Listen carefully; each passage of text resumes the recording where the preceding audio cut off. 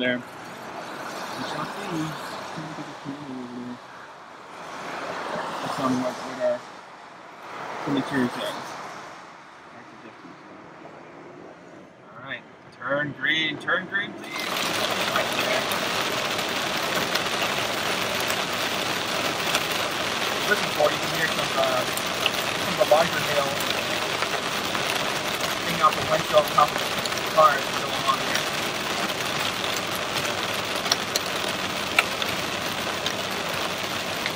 The scary thing about driving in the tornado warning, it's really hard to see tornadoes in this part of the country because a lot of times the rain out. Yeah, you can hear Lord help my windshield, my fucking test. It already has some traction.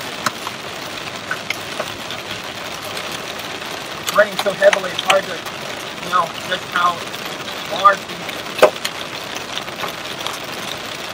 these hailstones are. I have an idea in my mind how large they could be based on the sound they're producing.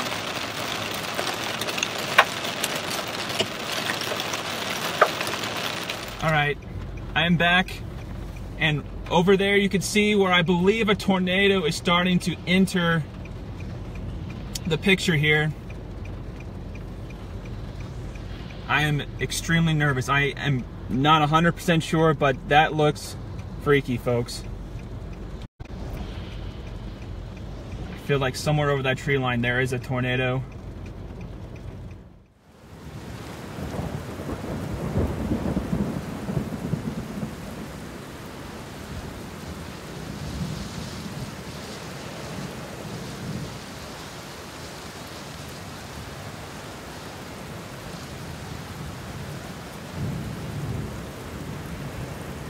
I'm just wanting to pull over, stop for a second, and catch this, just in case this ends up being a tornado and I could use this footage.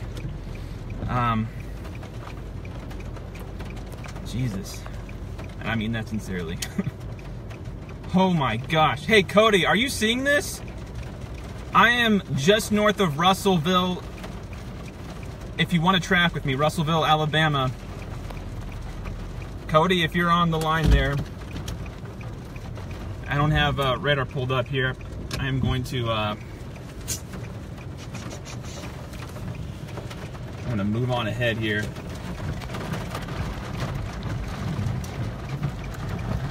All right.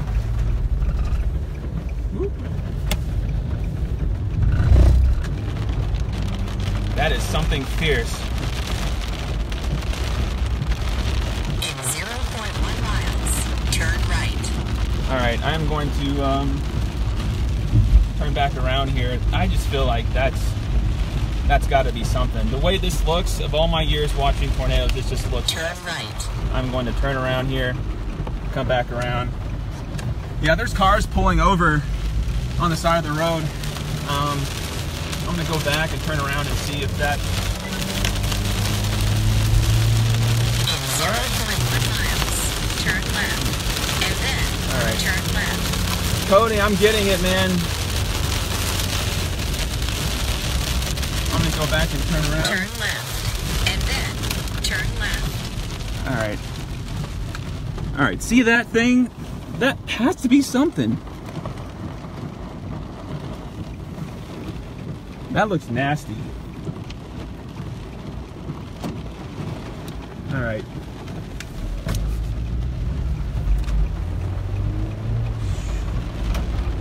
Yeah, I'm reeling it in. This could be my first tornado, folks. In 0.1 miles, turn right. Wow. Definitely something.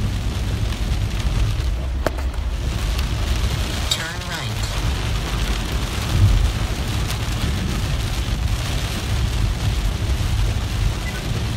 In 1 mile, turn right.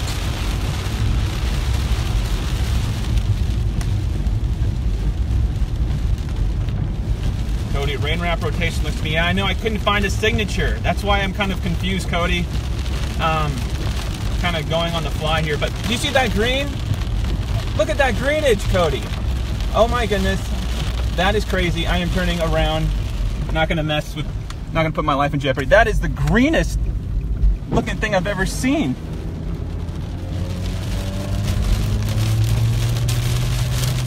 I'm gonna turn back around here and turn left, and then turn left. oh my gosh. Look at that green. That is incredible. Guys, if you're watching this, this is textbook. This is crazy. Oh. All right. I'm gonna sign off for now. Then arrive at your destination. Wow. Definitely some damage over here. You can see that the... Arrived. If I would have kept driving on that road, guys, this is what I would have run into right here. I would have run into this mess. So the Lord is good for keeping me safe and telling me when to stop and turn around. Yes, indeed.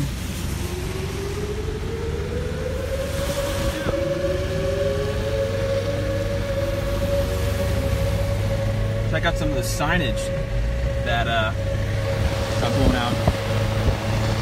Definitely an eerie sound, even though the storm's already passed. All right, so the glass. Look at the Waffle House. Glass broken in there. Again, guys, I was a mile from this.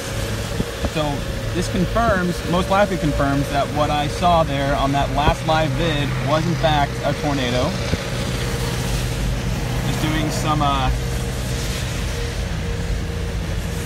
analysis of the destruction, and I think it kind of gets better up here, although some of the telephone poles on my right, you can, I think as we go along it kind of bent, but man, that is nasty. I don't know what the damage is, Cody. You know, they gotta send survey teams out. Maybe EF1, EF2? I don't know. Maybe not EF2. That might be too strong. I'm not sure. Well, there you have it, folks. This completes my first successful tornado storm chase. I've chased often, but the ingredients came together today for me to catch a storm during the daylight hours. It's always a struggle when you live in Tennessee, in this part of the South. You know, storms usually will move in during the nighttime hours, overnight, while we're sleeping, and it's hard to chase. But anyway, yeah, nothing up here. So, all right, I will catch you on the fry. Peace.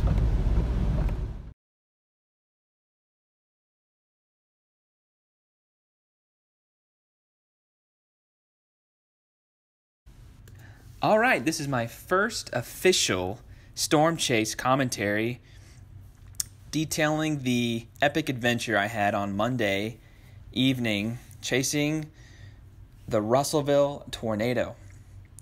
So this time lapse here, it starts from the Exxon off the Charlotte Pike exit downtown Nashville, and it takes you all the way down to the Alabama border and then a few extra miles to the Ardmore Rest area exit.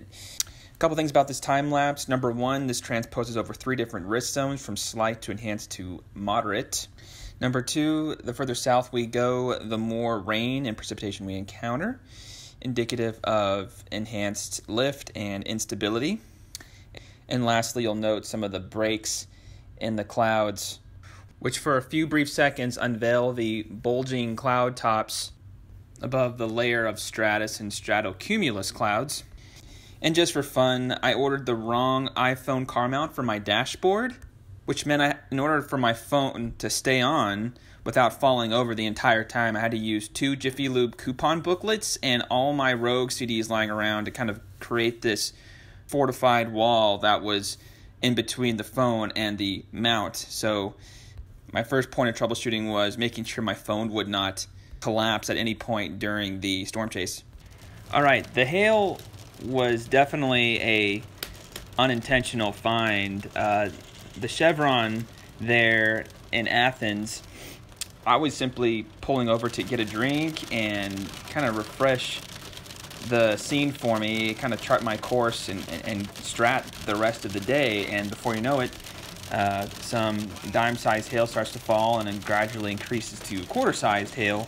At this point, there wasn't a severe thunderstorm warning out, but just a few minutes after I posted these hail bits to social media, I noticed that a severe thunderstorm warning had just gone up, and you could see the graphics here. I was very close to the beginning of it, and this cell would produce hail along its journey into northeast Alabama and into northwest Georgia. Around 4 o'clock, I decided to jettison west towards Florence, taking U.S. Route 72. You'll note that cluster of forming supercells off to the west, moving in my direction. My initial goal was to set up camp at Florence, but the closer I got to the cells, the more I realized that the core of the action was going to be south of there by about 20-30 miles. For the majority of my trek on 72, the sun was out in full force. The temperature was 64 degrees, but it was the most unsettling 64 degrees I've ever experienced. It felt like 80, as hard as that is to believe. It's not like the air was the most humid I've experienced, but you could sense this intense heat energy around you, as if you could feel the air rising and accelerating at a very fast rate. So my first course correction takes me to a town called Littleville, which is true to its name, a population of only 1,100 people.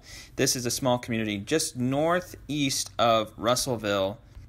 And eventually I realized, after crossing the bridge you see here over the Tennessee River, that I'm going to have to go further south, just a little bit more, another 5-10 minutes to Russellville. A couple things I forgot to mention earlier.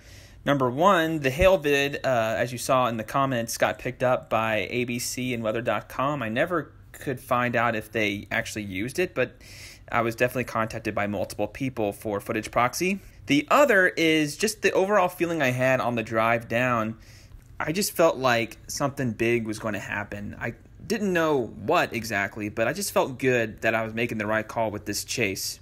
I think sometimes I've found the best things happen in moments of spontaneity, and I didn't wake up Monday morning thinking, oh, I'm going to chase today. It was a last call made just moments before I left for work. I didn't really have anything apart from my wallet and my phone and my laptop, so I went down on a whim, thoroughly unprepared.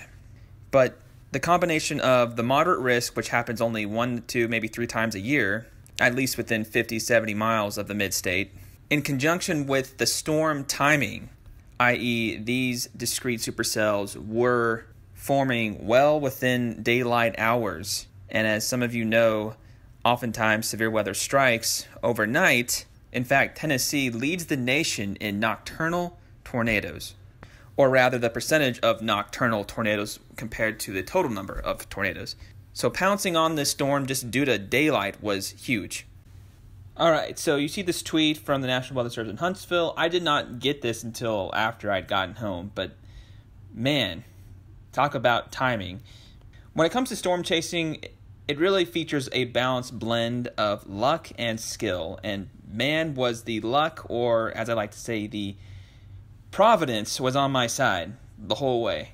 Considering I wasn't following social media as I was chasing, I was primarily focused on documenting, looking back at where I was with respect to when tweets went out, when warnings were issued. It really was, as I told lists, meant to be. Meant to be as in catching my first tornado. Spoiler alert. So I basically just had my Waze set to Russellville, so it didn't really matter to me that I didn't know the street names or numbers.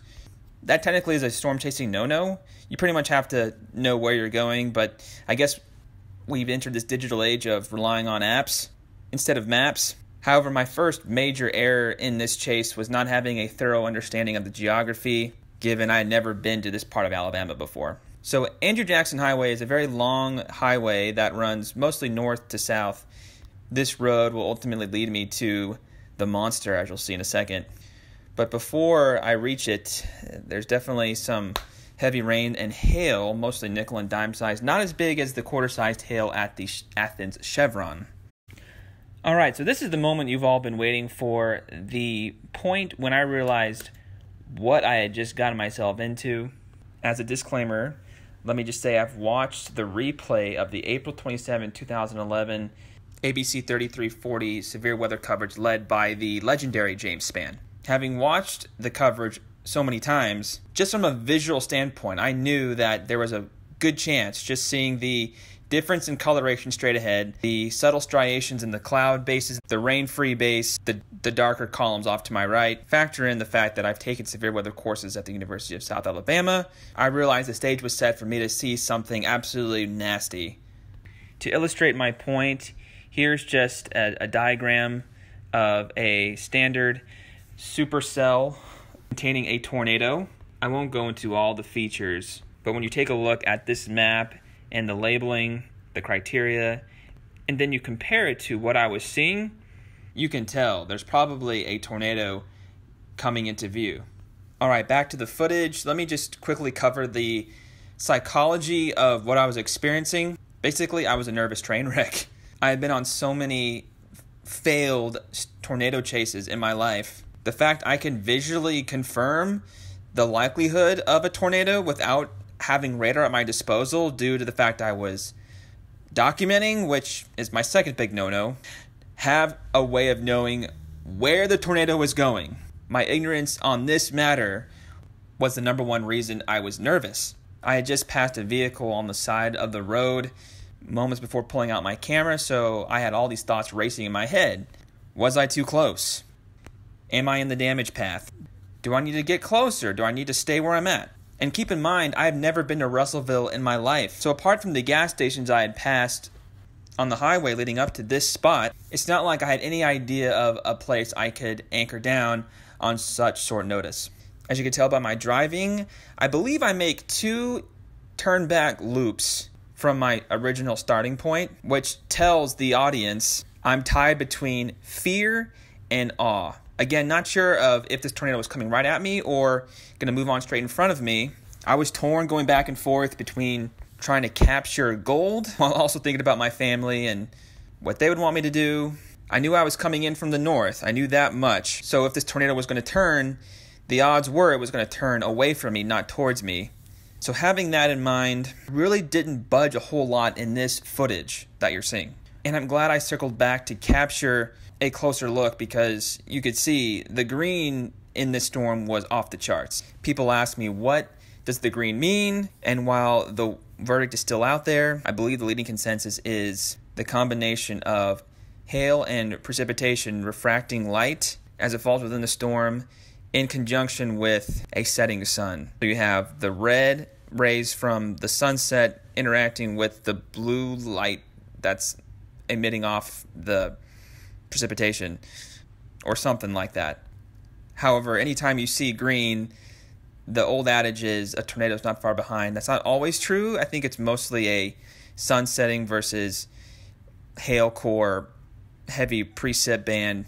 Yet there is a notable correlation between seeing green in a thunderstorm and a tornado that's nearby. The funny thing about this entire clip is that there's a moment when the tornado is right in front of my face and I don't know because of the adrenaline rush, the fact that I'm captivated by this green and still trying to figure out where is this thing going. Thankfully, I just kept the camera rolling. I didn't second guess that part of it, and it was great that I just let it roll because looking back on it, you could see, hey, this rain-wrapped tornado kind of unveiled itself at times. It's so rain-wrapped, it looks more like a funnel to the naked eye, but when I watch the reflectivity replay and the velocity replays, the couplet pretty much guarantees a tornado at some point in its life cycle.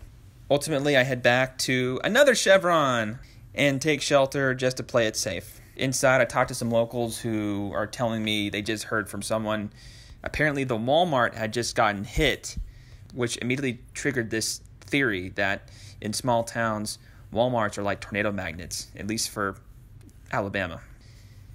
Interestingly, the sun wastes little time in coming up to create some good shots of the damage. You can never say, oh, I just saw an EF2 tornado or an EF3 tornado. It always is indicative of the destruction being surveyed by the actual survey teams the National Weather Service sends out, which didn't happen until Tuesday. So I wasn't sure how strong the tornado was because I wasn't actually in it. I only saw it from a short distance of a few tenths of a mile. It was announced late Tuesday, I believe, that the tornado was an EF1 with winds of 90 miles per hour. So it wasn't the strongest tornado, but essentially the damage that you see happens when you have 90 miles per hour rotating winds as opposed to straight line winds. Straight line winds, I don't think you're going to have the same level of damage, roofs blown off or glass shattered, etc. I believe the glass that shattered in the Waffle House, talking about 90 mile per hour rotating winds driving hail into the glass at Hurricane 2-ish levels. There may have been a gust closer to 9,500 miles per hour, but the official numbers on this tornado in hindsight was 90, which is a EF1. After I stopped recording, I noticed a lot of ambulances and paramedic vehicles, emergency vehicles, just racing to where the tornado had hit, and I couldn't help but just smile in a weird way. Not that there were potential injuries, which I think there weren't any injuries or deaths, which is great. I smiled because that was a jackpot. In a matter of hours, I had driven down from Nashville. I encountered some severe weather criteria hail and turned around without having any idea where I was, basically chasing on the fry, and I hit a tornado. It was remarkably easy, and I want the viewers and amateur chasers like myself to know that this is not normal. Yes, chasing in Alabama may be a little easier, especially during the day, but if it were not for some fortunate timing, coming down a hill, being able to look down and from the north, despite all the lack of preparation, this very well could have been a dud. Anywho, this wraps up my commentary. Just figured I'd take you behind the scenes, the curtain, give you a idea of what I was thinking at each point along the way. If you liked this commentary, feel free to give me a thumbs up or leave a comment, or if you want to join me on a future chase, also let me know. I've actually gotten a few people requesting I take them next time something like this happens, and my subscribers on YouTube, I think, is plus 22 since the raw video went up. I think around 15,000, 16,000 views on YouTube. Anywho, thanks again for watching. Have a wonderful rest of the week, and like I always say, I'll catch you on the fry. Peace.